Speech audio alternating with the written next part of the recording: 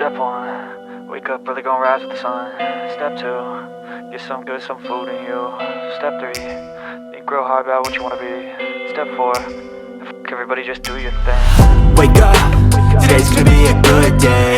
Wake up, today's gonna be a good day. Wake up, today's gonna be a good day. Hello everybody, welcome back to Pyrography for beginners and beyond. This is the last video I shall be doing on the parrot, but there was a little section that I would like to speak about, which is sort of white feathers, if you like. We often wonder, how do we portray white feathers when we're creating pyrography? Now, if you actually look at white feathers or a white fur coat of a dog, it isn't actually white. There is shadowing and shading as the fur or the feathers sit on top of one another. So we can create still, more shape, depth, realism by searching out those places where the shadowing is. We leave things much lighter and we leave a lot of areas untouched when we're doing white feathers. But there is a little technique and a little bit of skill we can use to create like the lighter feathers, if you wish. So take for example, with this head I'm working on at the moment, I'm just finishing up the parrot, and what I'm doing is looking for areas in which I can just add some shading, as say here for example, a piece of feather will sit a little tuft higher than that below, so I shall add some shading there, and I'll add some shading here. And then if we think about this top wing, which I'm not happy with at all because I really butchered that at the start of the process a few years ago. But if we think about this area, there's going to be less light getting in there, because the wing is going to be blocking some of the light from getting in. So at the bottom area we can go a little darker and try and soften off this hard line that I'd put in, which I will work a little bit more on. I'm trying to blend this top wing in. I'm sorry, I've got hay fever yet again, so I'm sorry if I'm sniffling a lot. And we actually get a bit of tissue and I'll blow my nose. Bear with me 1 second.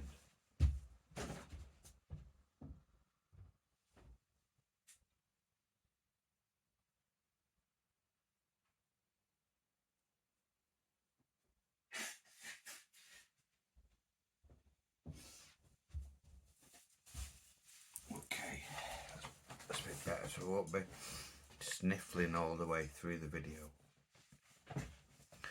Okay, so with this parrot, his head was white feathers. So what I'm searching for is just little areas that I can add more shape, more like depth to the bird. Now let's take for example, hopefully you can see on the video, this head area. Now, as the bird's head would be in real life, we would see this side would be getting hit by the light, so this would be much lighter, whereas on the top of the head, as it's going off round to the other side of the bird, the light would get less and less, wouldn't it? So we can darken off. I mean, this was old.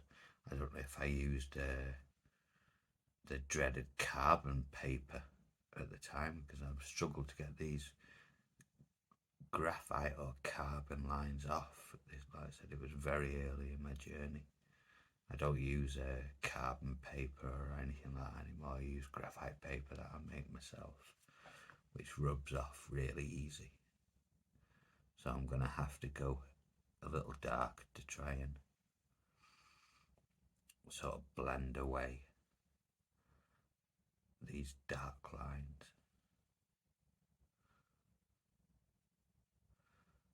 So up the top edge here, I'm simply darkening up, pushing that heat deeper and deeper into the wood to try and give that effect that this bird is three-dimensional, that there is another side to him. He's not just a flat bird. There are little tufts here and there that you can add in. You know, you can go with your imagination, you can twist them a little if you like, you can add more. You know, the possibilities are endless. But by darkening up this top area, you will all of a sudden begin to create even more depth to the piece. So that's one little tip. Just try and think in your mind's eye, if there was a parrot sat in front of you and you really studied the shading of the bird, how would it look? So let's have a look back at these white feathers. Let me see where you are on the camera. So I don't want to go too heavy with this.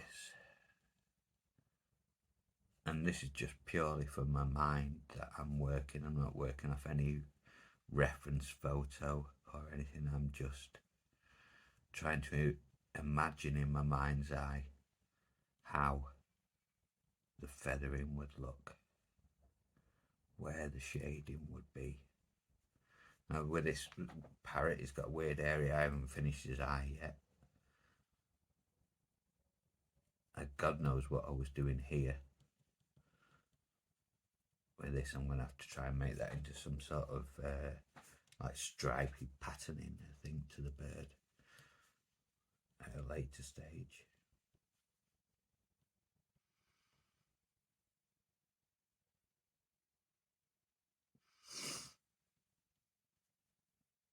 Now remember, feathers aren't perfectly uniform.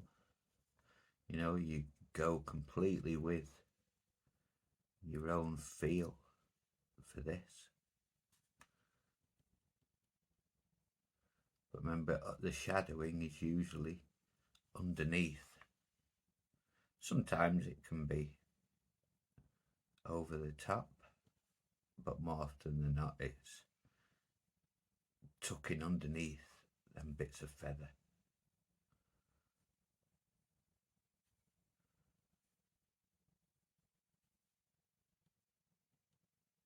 But the feathers on the face are much, much finer.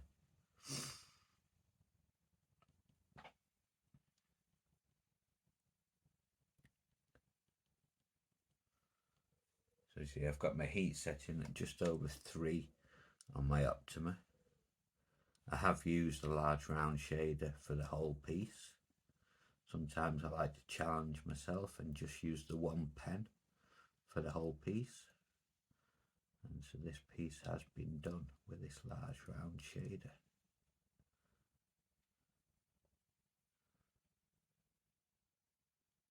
This is only going to be a quick 10-minute video today on white feathers because I think we've discussed them in the past.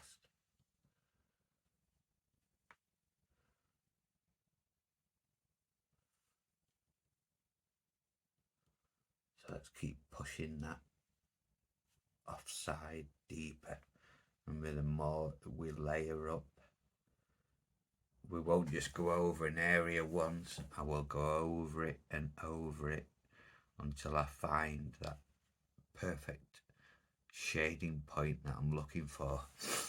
and what we're all looking for and striving for, you know, with a pyrography, it's not just a one and done burn process. You know, we're not burning the surface, we're trying to burn the heat deeper down into that wood. And just let your creative mind just take over. Just try and form things. Just start off lightly. If you don't like what you've done, then you've only done it very light. You know, you've not, no damage done, no harm done. You can, you know, work over it. But if you like the shapes that you're getting, then by all means, you know, keep going with them. Here's an area where I'd put a couple of tiers, and again, whatever transfer method I'd used did not want to come off. So I'm gonna go darker here to get rid of those transfer lines. And if we think about this, these are steps, aren't they, of feathers? So we've got feather sat on top of this feather, which is sat on top of this feather, which this feather sits on top of this one, and this feather also sits on top of that. So this is the middle feather. So he's going to be shadowed and shaded as this feather sits on top. And also on the other side, he's going to be shadowed again as this feather sits over the top of him. And then as we think again of the feathering, it doesn't stop flat, it actually carries on round, doesn't it? So at the very ends, we must show that it's curling off somewhere, you know, it's going round the bird further.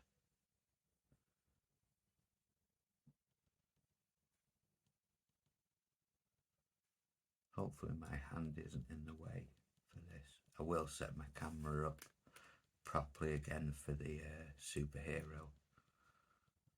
I've cut this board down now because it was on a large, very long board with 3 images on there. And yesterday I went out onto my scroll saw and cut this piece down so it was more manageable. So let's get right under that bit of feather there. We go as deep as we wanted. The darker you go, the more this feather above will look like he's sat up higher.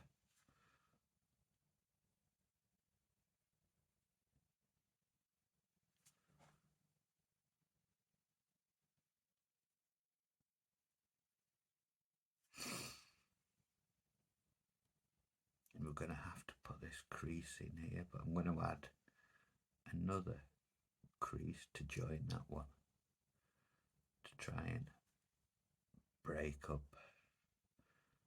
my horrible transfer that I did. Remember, never use carbon paper to transfer your images.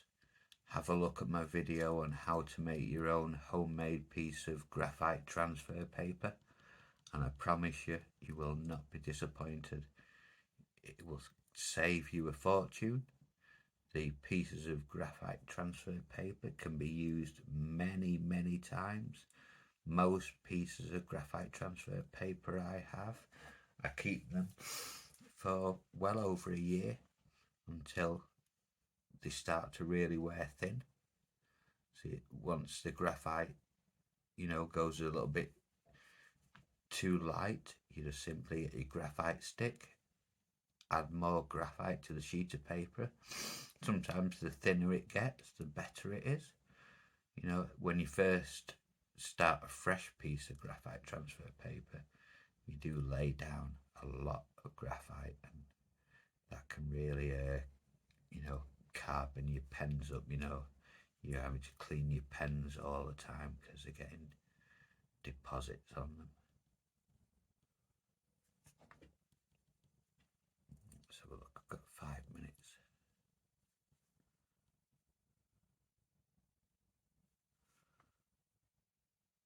So white feathers, white fur is not as daunting as what you would think. Sometimes as well, you know, there are apps that you may use for your images. I use one called Studio. You can play about with the saturation, the warmth, all these different adjustment settings that will show you where the shades are, where the shadowings are, and you'll see the white dog is then not fully white. You know, there are these little pockets of shading as fur sits on top of one another. Yes, the burn is a lot lighter than what you would do on this feathering of this parrot, but nonetheless there are opportunities there. And then let's think up here. Sorry, have we got you in the camera? Let's think up here on this head as he curls round.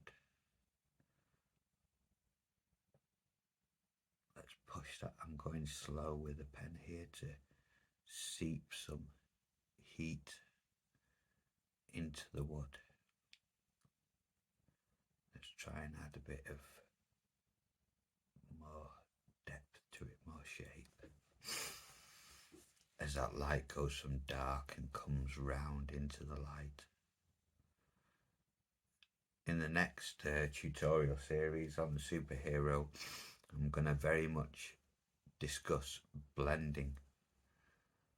I'm not going to go into blending today, but blending is a key skill for pyrography. And it's something I would like to discuss in greater depth with you, if I may. So I'll look forward to trying to give you some insights into my perception of blending.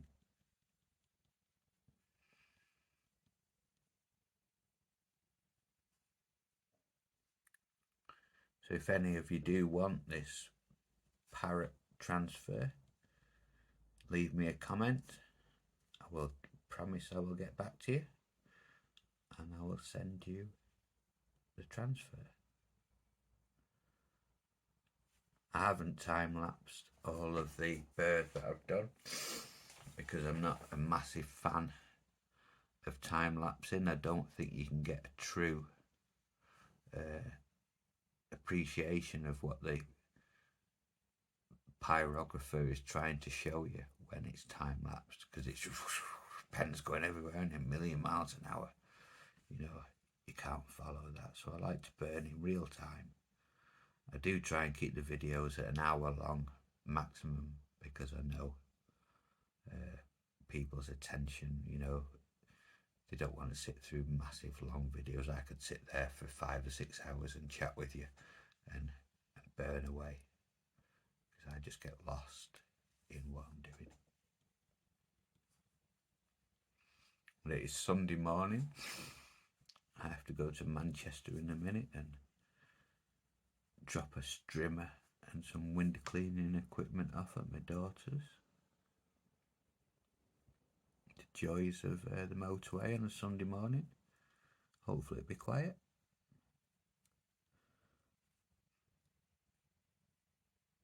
Well, that's why this video is going to be kept short today.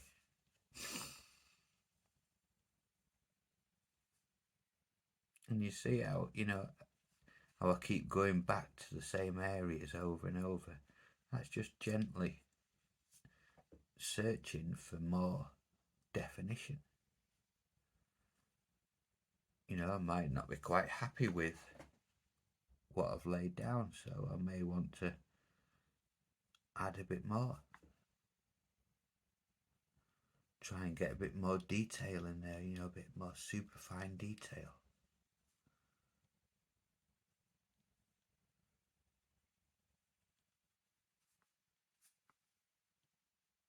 And to me, it's not a process we should rush. We should sit, enjoy, and lose ourselves in the art, you know. forget the world, forget your troubles, and just immerse yourself into your art, and it will bring you greater well-being. Certainly good for our mental health. I know there are a lot of ex-military personnel who have taken up wood burning as a therapy, as they can lose themselves in the art and forget about their PTSDs and traumas they've seen on the battlefield. Any art form can be a therapy. You may start off and say, I can't do this, I'm rubbish, it's no good for me. Give yourself a couple of weeks, give yourself a couple of months, and I promise you, keep your first piece you ever did, and then in, say, even 1 month's time, do another piece and compare the two, and you will be amazed at the difference in just that short period of time, as you begin to understand more about how to shade, how to create different effects. I was at a craft fair, I'll just tell you very quickly, I've got to go in a minute, craft fair in Birmingham, NEC, on Friday, and there were some wonderful watercolour artists there, absolutely fantastic works. Some of the skies this guy had done was unbelievable, and he discovered that late in life. He was in his 50s when he discovered watercolour, and he got into it, and wow, it was good. Really enjoyed having a chat with him about his art and, looking at his art. So you're never too old to start a new art form. It doesn't have to be expensive. You can buy very reasonably priced pyrography units to set you off on your journey, even as low as like £10 to £20, for a basic starter kit, and then see if the hobby is for you, the craft is for you. If it is, then you upgrade your equipment over time. I mean, I upgraded 4 times until I found the Optima wood burner, which now is my final upgrade. I shan't be upgrading again. I'm more than happy with the Optima. It's got a great range of pens, and I like the simple design of the units. There's not a lot that can go wrong with them, but they are really professional level machines that are well thought out by the inventor who creates the Optima wood burner. Okay, so we'll leave the video there. It's just a very brief guide again on white feathers. I will be doing more work on these white feathers just to finish it off and just to add more fluff, if you like. I don't know what the right words are, technical words for a bird, but just to make this look a bit fluffier. And then I've just got my tree stump to do, and the parrot is done. So if I can show you, hopefully, on the camera. Let me see if I can get it right.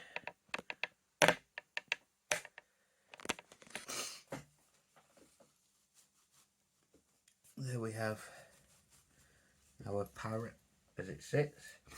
Just a few bits to finish off, and then on with the superhero. Okay, so have a great Sunday, everybody. Happy pyroing, and I will speak to you all again in the superhero series. Okay, take care for now. Thank you for watching.